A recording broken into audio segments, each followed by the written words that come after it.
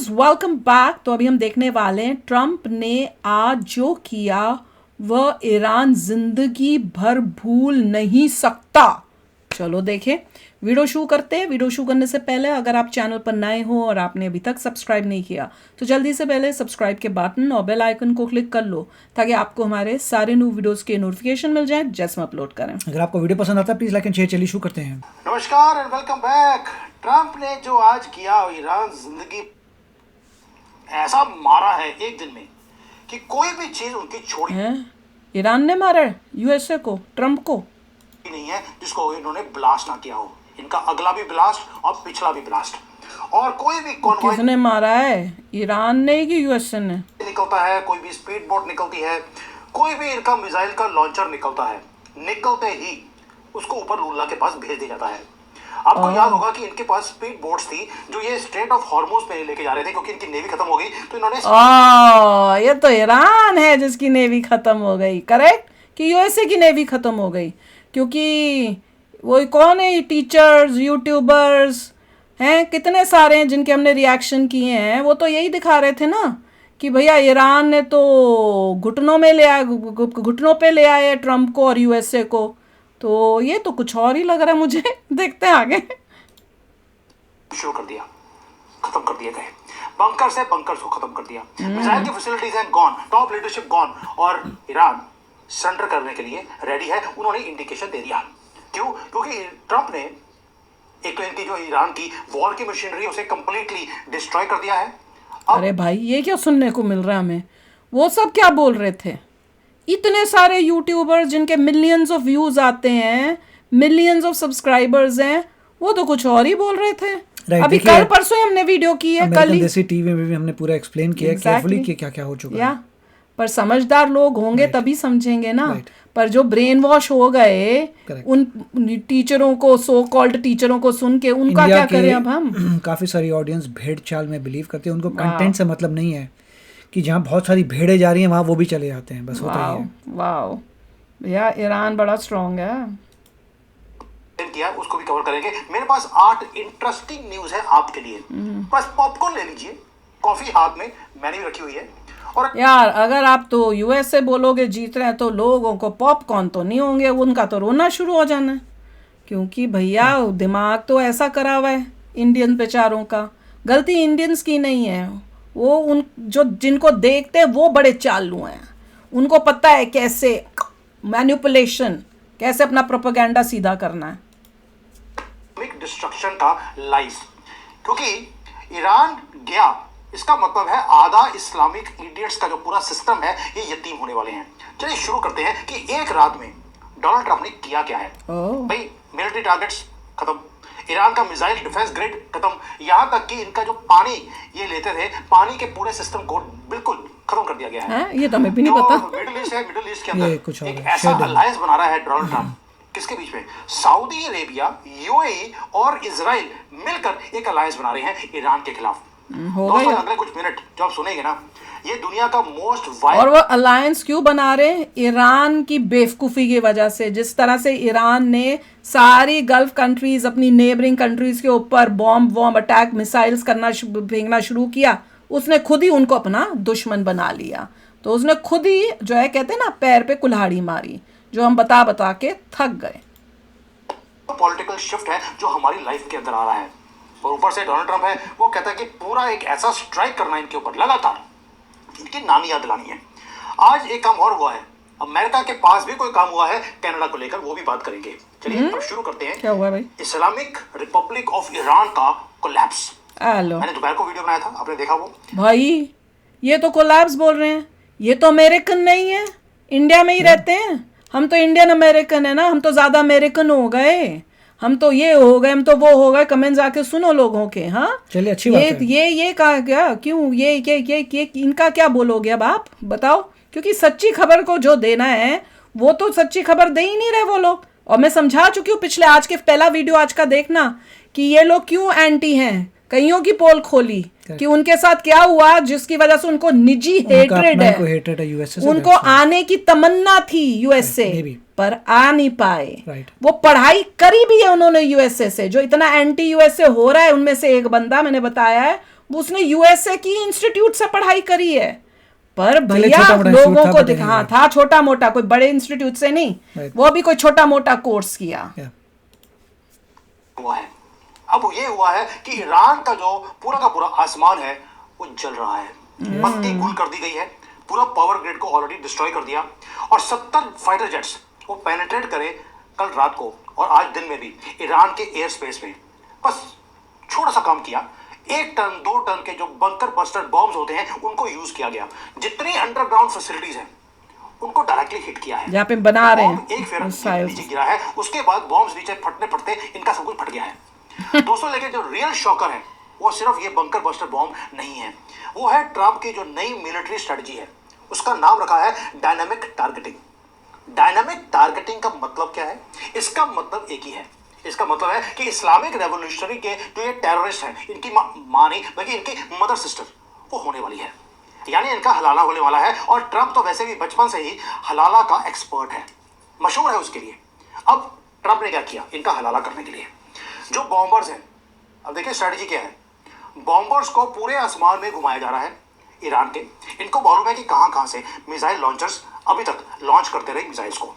Secondly, ground के ऊपर जो इंटेलिजेंस की एजेंसीज हैं वो रियल टाइम में इंफॉर्मेशन दे रही है कि कहां पे बॉम्बर्स हैं, वही जो मोबाइल ट्रक्स होते हैं जहां से ये मिसाइल्स को यूज करते हैं। 4 कंट्रीज में, पहले बोला था, अब तो कंफर्म मीडिया आज कर रही है, जो मैं हफ्ते से बोल रहा हूँ, मोसाद, MI6, फ्रेंच। हम कब से बोल रहे हैं, हम तो बोल बोल के थक गए, पर भाई अक्लमंद लोगों को ही समझ में आएगी बात। वो इंटेलिजेंस है और साउथीज ये इकट्ठे मिलकर इंटेलिजेंस गैदर कर रहे हैं कि कहां से ये कौन से गटरों में से बाहर निकलते हैं और अटैक करने की कोशिश करते हैं।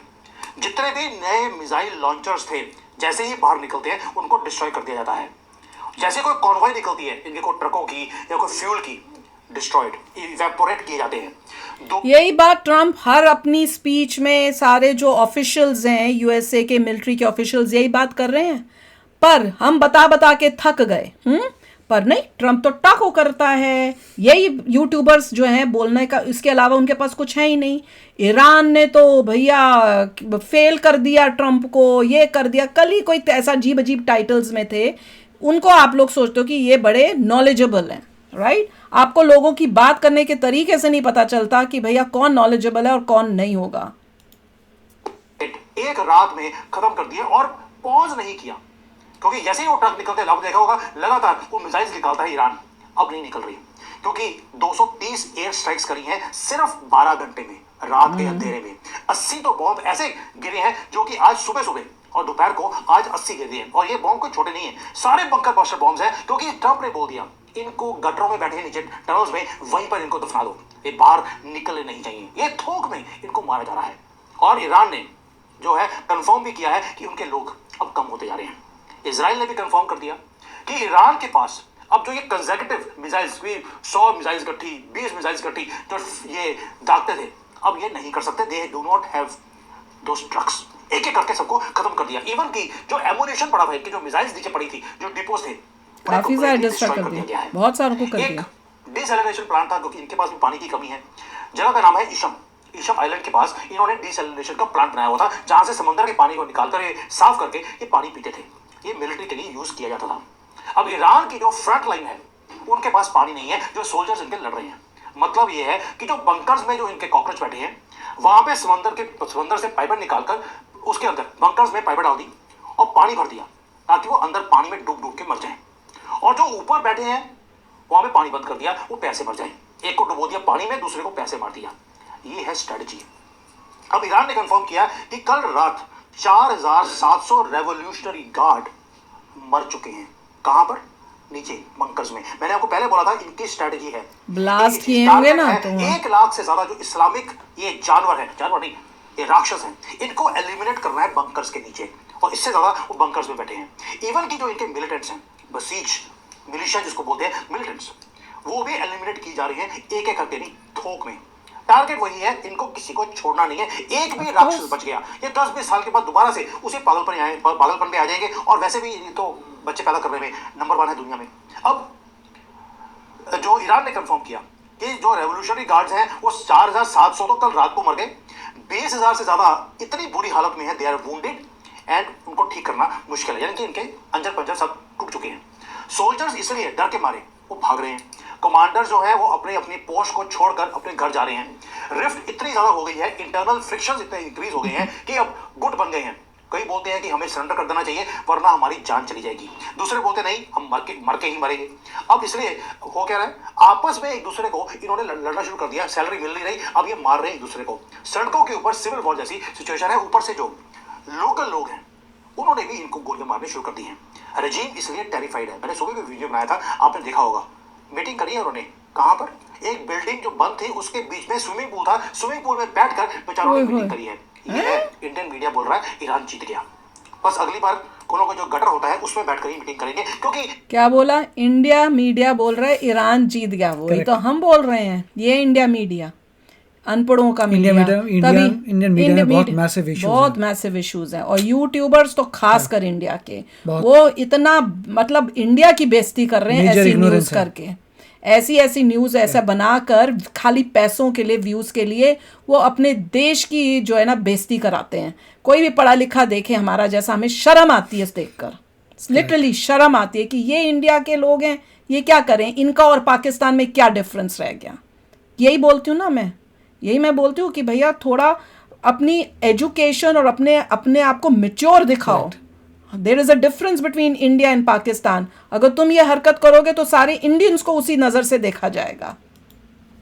कभी मीटिंग कर नहीं सकते, कोई ना कोई बॉम्ब आएगा इनको खत्म कर देगा। वही तो इसलिए इन्होंने क्या किया, जो वहां का प्रेसिडेंट है ईरान का, पिचकैम, उसने अभी बोला है कि हम कंडीशनल सरेंडर करने के लिए हम तैयार हैं। दो रीजन ये है, एक तो इनका जो मिलिट्री कॉम्प्लेक्स था जो 50 साल लगाई इनको बनाने के लिए, इन्होंने अपने आंखों के सामने उसे खत्म कर दिया 2 हफ्तों में। और दूसरा, मुल्ला की जान 2 ही जगह पे होती है, एक पजामे में और दूसरे पैसे में। पजामे को आग लगा दी गई है, वो रहा नहीं, और पैसा भी बचा नहीं, इसलिए इन्होंने सरेंडर करना सोचा कि सरेंडर कर दे वो बेटर है, इसलिए वो सरेंडर की बातें बोल रहे हैं। लेकिन कंडीशन ये है कि हम सरेंडर करेंगे, आप दोबारा से हमारे ऊपर अटैक मत करेंगे, हम न्यूक्लियर बॉम्ब नहीं बनाएंगे, हम मिसाइल नहीं बनाएंगे। अल्लाह की झूठी कसम खाने में क्या दिक्कत है, वो तो ये माहिर है ये कम्युनिटी। अब जो वॉर है वो खत्म नहीं होने वाला। यूएसए के प्रेसिडेंट ने बोल दिया ये अल्लाह की झूठी कसम खाएं कुछ भी करें, मैं सुनने के लिए तैयार नहीं हूं, मुझे रजीम चेंज चाहिए। इसलिए 15,000 और इन्होंने अपने ट्रूप्स को भेज दिया इस रीजन के अंदर। टोटल ट्रूप्स 50,000 अब हो चुके हैं। जो इनके चीफ ऑफ स्टाफ हैं उसने अभी रिपोर्ट किया कि हमारे पास इतने लोग हैं कि अब किसी वक्त भी, जैसे ही हमें इंटेलिजेंस से रिपोर्ट आएगी कि पूरे इस नीचे सफाई हो चुकी है, ये गटरों में मारे जा चुके हैं इस्लामिक रिपब्लिक के गार्ड्स, उसके बाद हम इन्वेजन करेंगे और पूरे एरिया को टेक ओवर कर लेंगे। देखो, किसी के पास भी थोड़ी सी भी कॉमन सेंस होगी तो वो देखेगा यूएसए की मिलिट्री पावर वर्सेस ईरान की मिलिट्री पावर, और उसी से उसको पता चल जाना चाहिए कि ये वॉर कौन जीतेगा और कौन जीत रहा है। ये बस इतनी सी कॉमन सेंस चाहिए एक इंसान को। देखिए, आज कहा गया था कि जो बॉम्बर्स हैं यूएसए के आराम से ऑपरेट कर पा रहे हैं, बॉम्बर्स आ रहे हैं, हाँ, इतने आराम से फ्यूलिंग भी कर रहे हैं, 2000 पाउंड के बम गियर के डिस्ट्रॉय कर रहे हैं, कोई उनको चैलेंज नहीं कर रहा है। इससे क्लियर हो गया कि एयर सिक्योरिटी पूरी है। बिल्कुल। उससे पहले मैंने कहा था कि जब हेलीकॉप्टर्स आ रहे हैं कोई उनको डिस्ट्रॉय नहीं कर रहा, उससे क्लियर हो जाता है उनके को बचा ही नहीं है एयर में मारने के लिए, बस मिसाइल छोटी मोटी पड़ी है उससे आसपास के लोगों को मार रहे हैं, और उनकी बहुत ही जो है एक्टिविटी बहुत कम हो गई है। और दूसरा जो इनोवेशन आया था वो आज बहुत ज़बरदस्त आर्टिकल आया था, अगर आपने देखा हो वॉल स्ट्रीट जर्नल में, कि जो शाहिद ड्रोन है उसे मिलिट्री ने ही 3-4 साल पहले रिवर्स इंजीनियर करके इतने ज़बरदस्त बना दिए थे, जिसका नाम है लूकस। वो लूकस शाहिद से भी बेटर है, उससे और चीपर है और ज़्यादा घातक है। वो मिलिट्री खुद प्रोड्यूस करती है, कोई प्राइवेट कंपनी यूएसए की प्रोड्यूस नहीं करी, मिलिट्री खुद ही बना रही है लूकस को, उसको यूज़ कर रही है, जगह जगह धमाल कर रही है। तो अब यूएसए भी चीप, जिसे बोलते हैं टोयोटा करोला का एग्जांपल दिया था कि उस टाइप के सस्ते उड़ा रहे हैं जो बहुत ही घातक है। और यही जो बातें हम बाबा बता रहे थे कि भाई क्या हो रहा है, क्यों, और यहाँ पे इंडिया में क्या न्यूज़ आ रही है, भैया ईरान तो कह रहा है हम तो कोई बात नहीं कर रहे, हम तो कोई सीज फायर नहीं कर, हम तो ये भी नहीं कर रहे हैं, और हम बोल रहे हैं कि भैया हो रही है बातें, सब हो रहा है, बटे में है, वो एक दूसरे से कम्युनिकेट नहीं कर पा रहे। प्रेसिडेंट भी है, वो एग्री कर रहा है कि हाँ हमें मैसेजेस आ रहे हैं, लो मैसेज कर लो बात, कर रहे हैं, कर लो बात, राइट। तो भैया मगर आईआरजीसी और प्रेसिडेंट में अब रिफ्ट पैदा हो गया है। हाँ, और वो हम पहले से बता रहे थे, कितनी पहले से भैया ये चल रहा होगा। थोड़ी सी किसी में कॉमन सेंस हो तो वो ये बात कर सकता है। और जो मोस्ट है उसका कुछ पता नहीं कहाँ। हाँ, और जो अपने आप को जियोपॉलिटिकल एक्सपर्ट्स बोलते हैं बड़े इंडिया में बैठे हुए, क्या इतनी सी बात उनको नहीं समझ में आई थी? तो आप देख लो कितने नॉलेजेबल हैं। सबसे बड़ी हाईलाइट ये थी कि यूएसए जो है 3 वीक में ख़त्म कर सकता है अगर चाहे तो। और क्या करेगा, स्ट्रेट ऑफ हार्मोज को ओपन नहीं करेगा, जिसको खोलना खुलवा लो। ठीक है, यूएसए का ऑयल वहां से आता ही नहीं है। बिल्कुल ऐसे ही करना चाहिए, मेरे हिसाब से तो ऐसे ही करना चाहिए। जब कोई क्यों सपोर्ट कर रहे ही हैं? नहीं कर यूएसए कह रहे हैं जानबूझ के कर रहे हैं, जब देखा है कि यूके, फ्रांस, स्पेन, एग्जैक्टली ये सब कंट्री जब हाथ नहीं है, हेल्प करने नहीं आ रही, तो बोले थे खुद कर लो, कर लो, तुम्हारे लिए तुम्हें मुसीबत है। तकलीफ होगी, तुम्हारे पास ऑयल नहीं आएगा, कर लो। ईरान के साथ तुमको इतनी हमदर्दी है, जिस तो कर कंट्री लो का फिर। माल रुकता है जाके लड़ लो। और वो बोल रहे हमने ऑलरेडी डिसेबल कर दिया ईरान को, मगर इतना तो तुम्हारे में दम होना चाहिए कि अपना ये कि ईरान को डिसेबल कर दिया, अब तो जाके ले लो। एग्जैक्टली तो चलो वो चाहते हैं कि भैया सब कुछ यूएसए ही करे। यूएसए का मिशन ये नहीं था। यूएसए का मिशन जो था वो अपने देश की सिक्योरिटी, अपने इजराइल की जो था कि अपनी देश के लिए सिक्योरिटी करनी है, इजराइल और यूएसए वो करके निकल जाएंगे। तो चलो यार, आप भी शेयर करना अपने थॉट्स। और हाँ, अगर आप ये कहते हो कि ये कमेंट मुझे पता है कईयों का फिर भी आएगा, यूएसए ने ये सब करा था तो यूएसए ही खत्म करे। नो, यूएसए ने नहीं कहा था ईरान को कि तुम स्ट्रेट ऑफ हार्मोन्स को बंद कर दो। यूएसए गया अपना काम करने, वो अपना काम करके आ जाएगा।